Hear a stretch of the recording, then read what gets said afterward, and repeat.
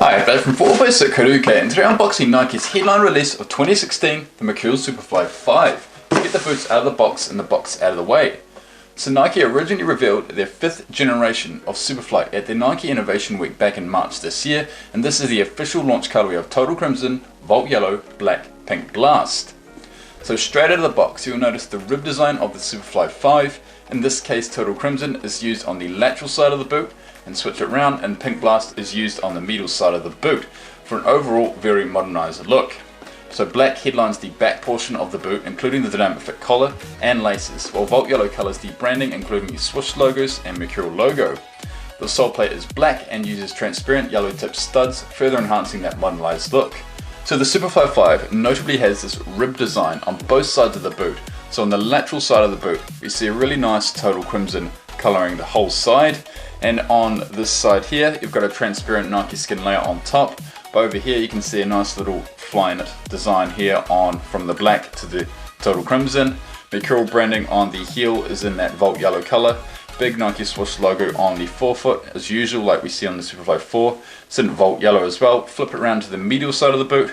Now we see Pink Blast with the black with the speed ribs merging together, and Volt Yellow colors the swoosh logo and the little ACC symbol there, where black colors the dynamic fit collar, the Flyknit on the dynamic fit collar, as well as the exposed portion on the laces region, and the laces are black. Flip it over the sole, no carbon fiber, that's a big thing in the Superfly 5, and we see it's all black with a Volt Yellow Nike swoosh logo in the middle there, and it's semi-translucent transparent studs in that Volt Yellow color for a very modernized look. So the overall design package is designed to match the players that wear these boots. The multicolour upper design will be seen worn on the feet by the likes of Cristiano Ronaldo, Kevin De Bruyne, Alexis Sanchez and Paulo Dybala. So performance and tech specs wise, you should expect a very similar fit and feel in the solo when comparing to the previous Superfly 4 generation. So again, this boot is purely designed for speed, as Nike's design crew work towards a goal to make the Superfly 5 the best boot on the market to unleash a player's full speed potential. So the first thing Nike have addressed is the sole plate. Nike have scrapped their much loved carbon fiber and have utilized a new sole plate which is designed to map the natural contours of the foot, which will thus eliminate the gap that previously existed in the underfoot here.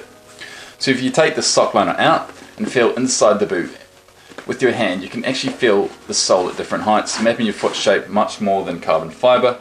So as you can see, the sole plate is sort of hill-like, it sort of maps the contours of your toes here, and especially around the underfoot here, it's sort of raised in that region just to sort of map the underfoot there, and the heel is pretty standard there. But if I get my hand inside, I can really feel like it's higher in the middle bit here, and it's deeper down on the sides of the forefoot, and especially down here it's definitely higher on this side and lower on where the underfoot is. So it's really going to map that foot, and especially under there it's going to be perfect, really mapping the foot to aid responsiveness. So Nike have used a single layer chassis for the new Mercurial sole plate. They've used a vacuum process to hollow out the plate, and this makes it 40% lighter than the Superfly 4's carbon fiber plate. It's more lightweight, stronger and more responsive, a great thing to have in the Superfly 5 and a great thing to have in any speed boot. So it's 40% lighter than the carbon fiber we saw on the Superfly 4. So another issue that Nike have addressed is braking. They've used a much more aggressive stud system using a total of 11 chevron shaped studs to reduce the braking time on the surface. The studs are also positioned in specific places to work with the newly shaped sole plate for added responsiveness. They all face straight on the forefoot for acceleration, while on the heel they're all facing different directions to aid braking. The idea that you are locked in place as you run is further enhanced by the new speed rib system, located from the midfoot to the toe box. Like on the Superfly 4, this boot uses Brilliance cables which merge with the laces so you can customize the tightness the way you want it. Great thing to have in any football boot. The speed ribs merge with the Brilliance cables and continue to the end of the toe box to increase friction when you're in contact with the ball. Note that the Brilliance cables are only featured on 5 of the 6 eyelets of the boot. The last eyelet is left free. So I'll bring it closer so I'll just tell you what I'm talking about. So the Brilliance cables on this one here, that one, that one, that one, that one, and this eyelet here, it's the last one on the boot, is left free. So you've got Brilliance cables, especially in this lacing system, really tight midfoot there. It's going to work with that exposed Flyknit to really lock down your midfoot in place. And the speed rib system continues on to the toe box here. So the last one is here. It's a relatively aggressive texture system. I don't know if you can hear this, but you can hear it. It's a really aggressive system on both sides of the boot.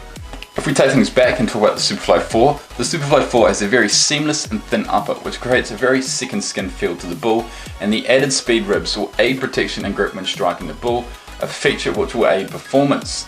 So on the Superfly 5, you've got these speed ribs, which are really designed to enhance friction between the boot and the bull. So quite uniquely, Nike have altered the size of the speed ribs on each side of the boot. The lateral side, the dribbling side, have thinner speed ribs than what is seen on the medial side, where you pass and strike the bulls. So I'll bring it closer to tell you what I'm actually talking about. So on the lateral side of the boot, on the Total Crimson, you've got much less dense speed ribs. So the speed ribs sort of start here, all the way down to the toe box.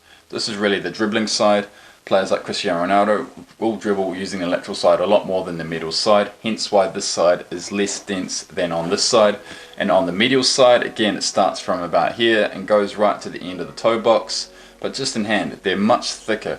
It's just going to aid when you're striking the ball for curve. It's going to help to curve the ball a bit more, and it's going to aid control and touch at high speeds. Definitely a good thing to have. It's definitely a good thing to have that they're both different on both sides. So again, a super thin and flexible Nike skin layer is added on top of the Flyknit for added durability, and of course it waterproofs the boot. The Nike skin innerway locks the Flyknit Brio cables and speed ribs down to aid responsiveness.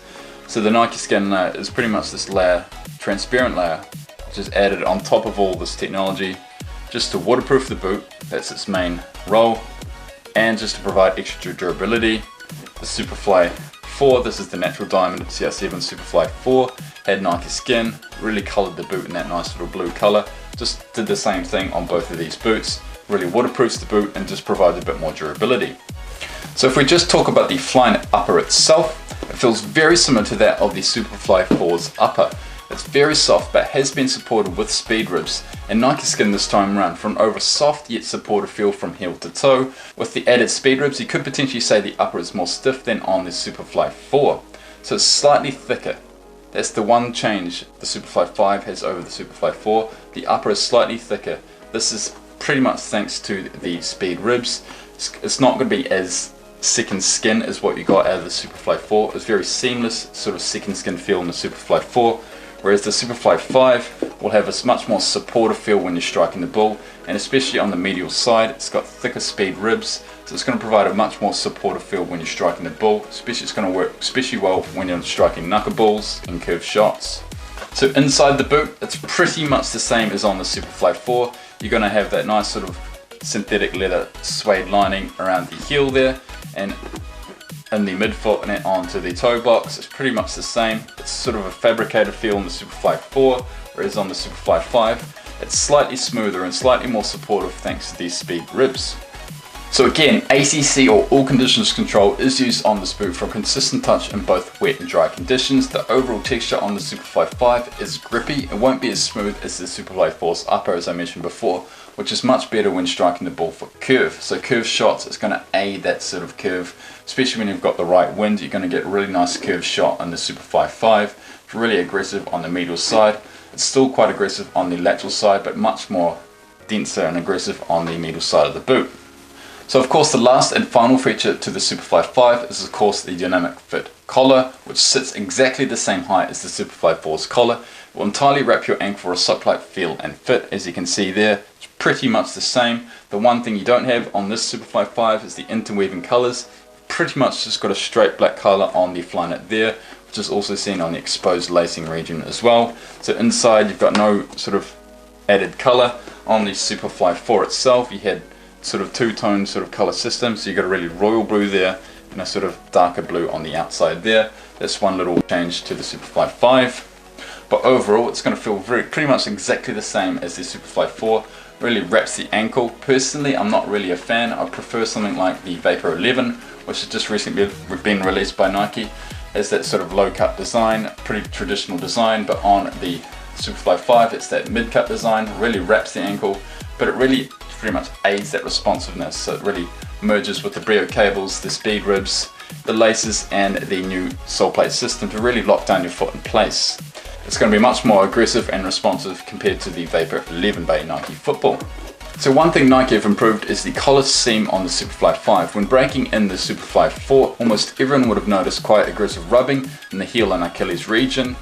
Nike have improved this by stopping the collar at just above the heel and have used a much less aggressive stitching line for the rest of the collar, a much needed improvement. So they've got that same sort of system from here, then they stop it, then they get into a sort of less aggressive stitching line, and inside the boot it's not going to rub as much onto your Achilles region. So just bringing the Hyperman Phantom 2 here, this is the first boot that utilised that design. So this doesn't have a seam down the middle, it's got one on the side, just to really avoid that sort of blister problems that a lot of people had in the Obra and the Superfly 4 and 5 boots. So fit and sizing wise, this is arguably the most important part about any football boot. So fit wise, the Superfly 5 is renowned for fitting narrow, but this does not mean wide footed footballers won't fit this boot. With the Superfly 4, you would have needed to go half a size down for a perfect fit, but with the Superfly 5, definitely go true to size. Now this is another improvement, so if you're someone that hasn't worn the Superfly before but wants to wear the new Superfly 5, and just definitely go true to size. You don't need to go half a size down for a perfect fit. You could potentially go half a size down in Superfly 5 for a very, very snug fit. So the two major improvements the Superfly 5 has over the 4 is the added speed ribs, which merge with the laces and brio cables to further lock down your foot into the shoe and provide that much needed friction on the ball. And I certainly like how the speed ribs are different sizes on each side of the boot. So on the lateral side, you've got speed ribs, but on the medial side, you've got speed ribs as well, but they're much more denser and much more aggressive. So it's just going to aid that curving and when you're striking the ball, as well as sort of protecting your feet, because the boots are really, really thin itself. The second major improvement is of course the sole plate. Nike have used a much stronger and lighter sole plate which mirrors the shape of your foot much better, aiding responsiveness. You'll no longer get that snapback acceleration the carbon fiber would provide, but it is this one downfall to the Superfly 5. You're not going to get that snapback seen on the carbon fiber out of the Superfly 4. But overall, the Superfly 5 is quite similar to the 4. Only minor improvements have made this boot a much lighter, stronger and more responsive cleat, which will surely be popular amongst footballers alike. And please vote in our poll card as to which Superfly would you go for, the 4 or the 5. I certainly would go with the new 5 based on the new speed ribs and new sole plate. Any questions, drop them in the comments section below, and thanks for watching as always. We'll see you next time.